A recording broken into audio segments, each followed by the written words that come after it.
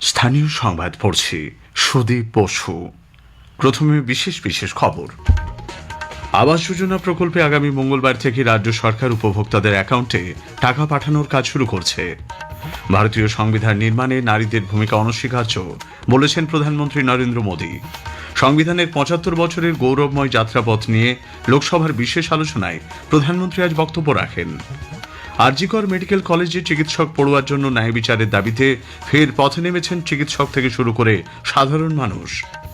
আধার কার্ডে তথ্য অনলাইনে বিনামূল্যে আপডেট করার মেয়াদ কেন্দ্রীয় সরকার ফের বাড়িয়েছে। শুষ্ক উত্তরে হাওয়া প্রবেশ করায় রাজ্যে আগামী কয়েকদিন জাঁকিয়ে শীত অনুভূত হবে বলে জানিয়েছে আবহাওয়া দপ্তর।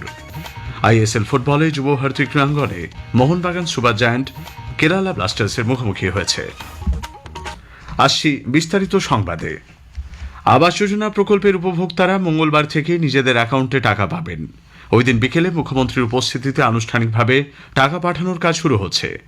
বাংলার বাড়ি নামে এই প্রকল্পে ১২ লক্ষ উপভোক্তার কাছে প্রথম কিস্তির টাকা সরাসরি তাদের ব্যাংক অ্যাকাউন্টে পৌঁছে দেওয়া হবে। রাজ্য সরকারের নিজস্ব তহবিল থেকেই এই টাকা দেওয়া হবে বলে নবান্নে প্রশাসনিক সূত্রে জানা গেছে। সাম্প্রতিক ট্যাব কেলেঙ্কারির কথা মাথায় রেখে বিশেষ সতর্কতা অবলম্বন করা হচ্ছে। আধারের ইউনিক কোড ব্যাংক অ্যাকাউন্টের সঙ্গে সংযুক্ত না থাকলে উপভোক্তারা কিস্তির টাকা পাবেন না। সে কারণে গ্রামে গ্রামে বিশেষ শিবির খুলে আবাসের তালিকায় নাম থাকা উপভোক্তাদের বায়োমেট্রিক তথ্য নথিভুক্ত করা হচ্ছে। এছাড়া আবাসের তালিকা নিয়ে যাতে কোনো প্রশ্ন না ওঠে সেজন্য রাজ্য সরকার প্রত্যেক উপভোক্তাকে একটি করে অনন্য পরিচয়পত্র দেওয়ার পরিকল্পনা নিয়েছে। আবাস প্রাপকদের চূড়ান্ত তালিকা প্রত্যেক ব্লকের সমষ্টি উন্নয়ন আধিকারিকদের দপ্তরে টাঙিয়ে রাখা হবে।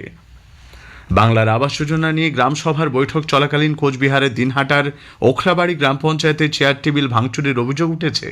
গ্রাম পঞ্চায়েত অফিসে আটকে রাখা হয় দিনহাটা ১ নম্বর ব্লকের আধিকারিকদের। স্থানীয়দের অভিযোগ, আবাস যোজনায় অনেক যোগ্য ব্যক্তি ঘর পাননি, অথচ অযোগ্যদের নাম তালিকায় রয়েছে। পরিস্থিতি নিয়ন্ত্রণে আনতে বিরাট পুলিশ বাহিনী সেখানে যায়, আধিকারিকদের উদ্ধার করে বের করে নিয়ে যাওয়া হয়।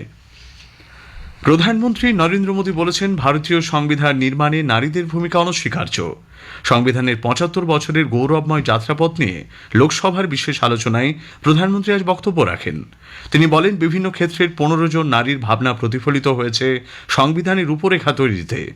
শ্রী মোদী অন্যান্য দেশের সঙ্গে তুলনা টেনে বলেছেন, ভারতীয় গণতন্ত্রের প্রথম থেকেই মহিলাদের ভোটাধিকার সুনিশ্চিত করা হয়েছে। প্রধানমন্ত্রী ভারতীয় গণতন্ত্রকে গণতন্ত্রের জননী বলে উল্লেখ করেছেন। भारत का लोकतंत्र, भारत का गणतांत्रिक अतीत बहुत ही समृद्ध रहा है, विश्व के लिए प्रेरक रहा है। भारत आज मदर ऑफ डेमोक्रेसी के रूप में जाना जाता है। हम सिर्फ विशाल लोकतंत्र है इतना नहीं, हम लोकतंत्र की जननी है। এর আগে আজ আলোচনায় অংশ নিয়ে সংসদ বিষয়ক মন্ত্রী কিরেন রিজিজু সংবিধান প্রণয়নে ডক্টর ভীমরাও আম্বেদকরের অবদানকে স্মরণ করেন।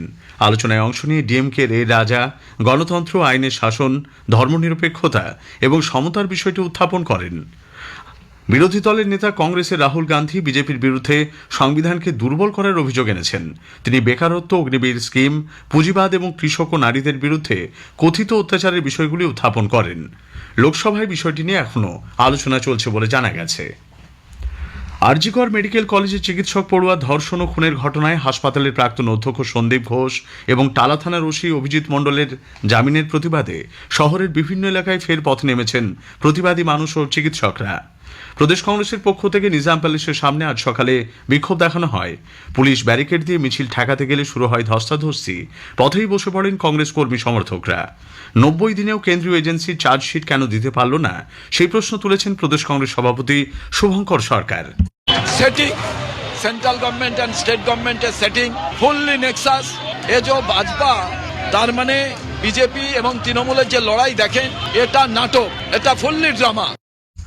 বিচারের নামে প্রহসনের অভিযোগ তুলে বাম ছাত্র সংগঠন এসএফআই আজ কলেজ স্ট্রিটে বিক্ষোভ কর্মসূচির আয়োজন করে। প্রয়োজনে বিচারের দাবিতে রাজপথ স্তব্ধ করে দেওয়ারও হুঁশিয়ারি দেওয়া হয় এসএফআইয়ের পক্ষ থেকে। সল্টলেকের করুণাময়ী থেকে সিজিও কমপ্লেক্স পর্যন্ত মিছিল করেছে এসইউসিআই। এই ঘটনায় শাসক ও বিজেপির আঁতাত রয়েছে বলে তাদের অভিযোগ। ন্যায় বিচারের দাবিতে আজ ফের পথে নেমেছেন West Bengal junior doctors front এবং অভয়া মঞ্চের প্রতিবাদীরাও। সামিল হয়েছেন অভয়ার বাবা মা। অভয়ার বাবা বলেন, যেখানে যেখানে আন্দোলন হবে এখন অ্যাটেন্ড করবো সব। রাস্তাই একমাত্র আমাদের রাস্তা। সিবিআই দেওয়া উচিত ছিল, দেয়নি। তার জন্য আজকে প্লাকার্ড বেরিয়েছে, সেটিংস এর প্লাকার্ড বেরিয়ে গেছে অটোমেটিক। কারণই এটা, আমরা চেষ্টা করছি আন্দোলন জোরদার করে বিচার ছিনিয়ে আনা। সল্টলেকের করুণাময়ী থেকে সিজিও কমপ্লেক্স পর্যন্ত মিছিল চলছে। এদিকে রানী রাসমণিতে আজ চিকিৎসকদের জমায়েতকে কেন্দ্র করে ব্যাপক উত্তেজনা ছড়ায়। ডাক্তারদের কর্মসূচিতে বাধা দেওয়ার অভিযোগ উঠেছে পুলিশের বিরুদ্ধে। দুপক্ষের মধ্যে বেশ কিছুক্ষণ বচসা ও ধস্তাধস্তি চলে। আরজিকরের ঘটনার তদন্তভার রাজ্য সরকারের সিটের হাতেই ফিরিয়ে দেওয়ার পক্ষে সওয়াল করেছেন রাজ্যের পুর নগরোন্নয়ন মন্ত্রী ফিরহাদ হাকিম। আজ সাংবাদিকদের কাছে তিনি বলেন, আরজিকরের ঘটনাকে রাজনৈতিক রং দেওয়ার চেষ্টা করা হয়েছে। আমার মনে হয় যে সেই পরিবারকে এবং যারা গেছিলেন কোর্টে তাদের বলা উচিত যে এটা রাজ্য ইনভেস্টিগেশন এজেন্সি, সেটা সিআইডি হতে পারে বা ডিডি হতে পারে, যে যেটা সিট গঠন করে যে তার হাতে এটা ফিরিয়ে দেওয়া। তার কারণ, যদি সিট গঠন করে মুখ্যমন্ত্রীর প্রশাসন 60 দিনে দিতে পারে, তাহলে রাজ্য পুলিশ বা কলকাতা পুলিশের যে 4 দিনের ইনভেস্টিগেশন, তার উপরে আর কিছু পেল না। আরজিকরের ঘটনায় সিবিআই তদন্তে মানুষ আস্থা হারাচ্ছেন বলে মন্তব্য করেছেন বর্ষিয়ার কংগ্রেস নেতা প্রাক্তন সাংসদ অধীর রঞ্জন চৌধুরী।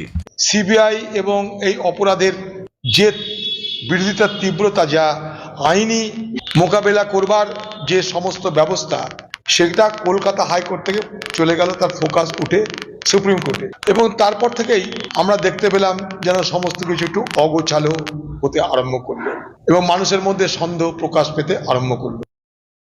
আধার কার্ডের তথ্য অনলাইনে বিনামূল্যে আপডেট করার মেয়াদ ফের বাড়িয়েছে কেন্দ্রীয় সরকার। আজ সামাজিক মাধ্যমে এই সংক্রান্ত বিজ্ঞপ্তি জারি করেছে আধার নিয়ন্ত্রক সংস্থা ইউআইডিএআই।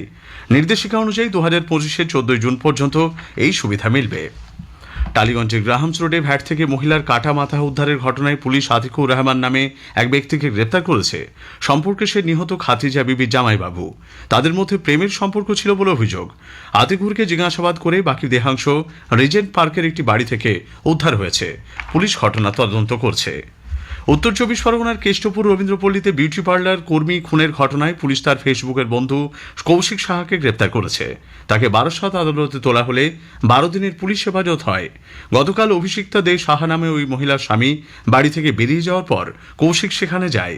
তুমুল বাকবিতণ্ডার মাঝেই গলায় ওড়না পেঁচিয়ে অভিষিক্তাকে খুন করা হয় বলে জানা গেছে। শুষ্ক উত্তরের হাওয়া অবাধে রাজ্যে প্রবেশ করায় চলতি সপ্তাহের প্রথম দিক থেকে ধাপে ধাপে রাজ্যে পারদ পতন অব্যাহত। দার্জিলিংয়ের তাপমাত্রা 4.4 ডিগ্রি সেলসিয়াস রেকর্ড করা হয়েছে। অন্যদিকে পশ্চিমের জেলাগুলিতেও তাপমাত্রা কমেছে অনেকটাই। পুরুলিয়ায় আজ তাপমাত্রা স্বাভাবিকের 5.1 ডিগ্রি কম 7.9 ডিগ্রি সেলসিয়াস রেকর্ড করা হয়। ঝাড়গ্রামে তাপমাত্রা ছিল 8.5 ডিগ্রি সেলসিয়াস। আগামীকালও পুরুলিয়া, পশ্চিম বর্ধমান ও বীরভূমে শৈত্যপ্রবাহের সতর্কতা রয়েছে। পশ্চিমবঙ্গ খাদি ও গ্রামীণ শিল্প পর্ষদ আয়োজিত খাদি মেলা আজ শুরু হয়েছে। দক্ষিণ কলকাতার ইডিএফ মাঠে মেলার উদ্বোধন করেন কৃষিমন্ত্রী শোভনদেব চট্টোপাধ্যায়। 5ই জানুয়ারি পর্যন্ত প্রতিদিন দুপুর 1টা থেকে রাত 9টা পর্যন্ত মেলা চলবে। পাঁশকুড়া বনমালী কলেজে দ্বিতীয় সমাবর্তন উৎসবের সূচনা হয়েছে। কলেজের শহীদ মাতঙ্গিনী প্রাঙ্গণে প্রদীপ জ্বালিয়ে আনুষ্ঠানিক উদ্বোধন করেন বিদ্যাসাগর বিশ্ববিদ্যালয়ের উপাচার্য অধ্যাপক ডক্টর সুশান্ত কুমার চক্রবর্তী। প্রধান অতিথি হিসেবে উপস্থিত ছিলেন ইউজিসির পূর্বাঞ্চলীয় দপ্তরের প্রাক্তন সচিব অধ্যাপক ডক্টর রত্নাবলী বন্দ্যোপাধ্যায়। অনুষ্ঠান মঞ্চ থেকে 2023 শিক্ষাবর্ষে স্নাতক ও স্নাতকোত্তর স্তরের পড়ুয়াদের শংসাপত্র দেওয়া হয়। যুব ভারতী ক্রীড়াঙ্গনে আজ আইএসএল ফুটবলে মোহনবাগান সুপার জায়ান্ট এবং কেরালা ব্লাস্টার্সের খেলা চলছে। একটু আগে পাওয়া খবরে জানা গেছে খেলা গোল শূন্য। 78তম জাতীয় ফুটবল সন্তোষ ট্রফির মূল পর্বের প্রতিযোগিতা আজ তেলেঙ্গানায় শুরু হয়েছে। 32 বারের বিজয়ী বাংলা আজ গ্রুপের ম্যাচে জম্মু কাশ্মীরের বিরুদ্ধে খেলছে। শেষ করার আগে স্থানীয় সংবাদের বিশেষ কিছু অংশ আরও একবার। আবাস যোজনা প্রকল্পে আগামী মঙ্গলবার থেকেই রাজ্য সরকার উপভোক্তাদের অ্যাকাউন্টে টাকা পাঠানোর কাজ শুরু করছে। ভারতীয় সংবিধান নির্মাণে নারীদের ভূমিকা অনস্বীকার্য বলেছেন প্রধানমন্ত্রী নরেন্দ্র মোদী। আরজিকর মেডিকেল কলেজে চিকিৎসক পড়ুয়ার জন্য ন্যায় বিচারের দাবিতে ফের পথে নেমেছেন চিকিৎসক থেকে শুরু করে সাধারণ মানুষ। স্থানীয় সংবাদ শেষ হলো।